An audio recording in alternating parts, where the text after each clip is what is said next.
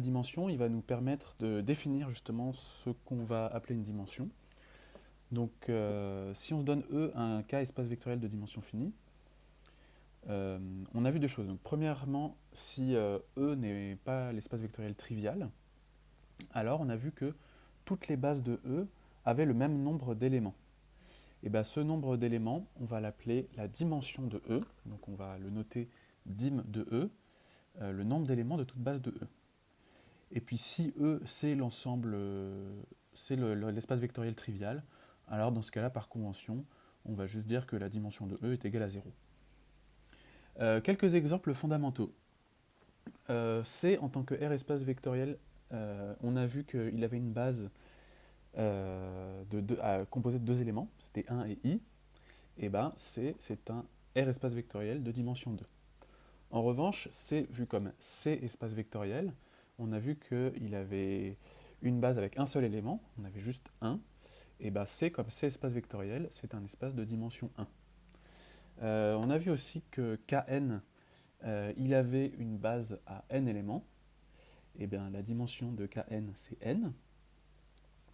La dimension de Rn de x c'est n plus 1, parce qu'on avait une base qui avait n plus 1 éléments. Hein, c'est la base constituée des polynômes 1, x, x au carré, jusqu'à xn. Donc ça vous fait n polynômes unitaires plus le polynôme 1. Donc ça fait n plus 1 élément. Et pour l'ensemble des matrices de taille n ligne et p colonne, on a vu qu'il y avait une base avec n multiplié par p éléments, c'est-à-dire les n fois p matrices canoniques, c'est-à-dire les matrices E, IJ pour I et J allant de n à p. Une petite définition liée à cette notion de dimension. Ce qu'on appelle une droite vectorielle, c'est un K espace vectoriel de dimension 1, c'est-à-dire un espace vectoriel qui a une base constituée d'un seul vecteur. Et on va appeler plan vectoriel un espace vectoriel de dimension 2.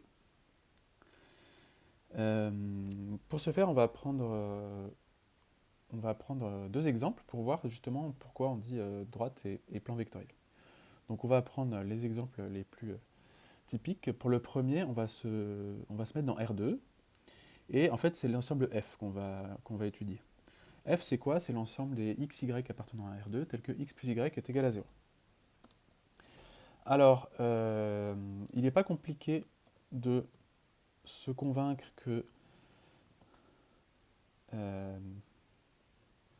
il existe une base avec un seul élément de f, et ce seul élément, ça va être 1 moins 1. On voit bien que 1 moins 1, il appartient à f, parce que si je fais x est égal à 1 plus y égale moins 1, ça va me faire 0. Et c'est pas compliqué de démontrer qu'en fait, tous les éléments de f vont s'écrire comme un multiple de ce vecteur-là. Et bien, si je fais tracer un traceur graphique, donc que je mets là, cet espace vectoriel, donc là je suis dans R2, donc voilà, là je suis dans R2, et je vais lui faire tracer l'espace vectoriel que je suis en train de considérer, c'est-à-dire l'ensemble des éléments qui vérifient x plus y est égal à 0, et bah qu'est-ce qu'il me fait? Il me trace une droite vectorielle. C'est-à-dire une droite qui passe par 0 ici. Ok. On va se prendre un exemple maintenant de plan vectoriel.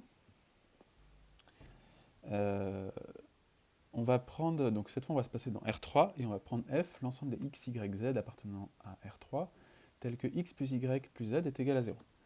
Alors c'est pareil, je ne vais pas rentrer beaucoup dans les détails, mais ce n'est pas très compliqué de démontrer que ça c'est un plan vectoriel dans la mesure où c'est engendré par deux vecteurs.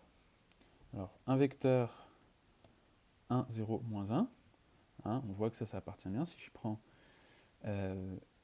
x égale 1, y égale 0, z égale moins 1, ça fait bien égal à 0. Et puis, je peux prendre aussi, par exemple, 0, 1, moins 1. Et en fait, tout f est engendré par ces deux vecteurs, et ces deux vecteurs forment une famille libre. Ça, c'est pas très compliqué à démontrer non plus.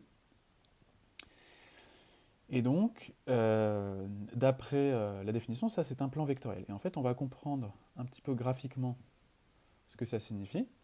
Parce que si maintenant je prends mon traceur graphique et que je lui fais tracer de la dimension 3, si je lui demande de me tracer l'espace x plus y plus z est égal à 0, voilà ce qu'il me dessine. Alors là, ça ressemble un petit peu à un hexagone, mais c'est parce que à un moment, mon plan sort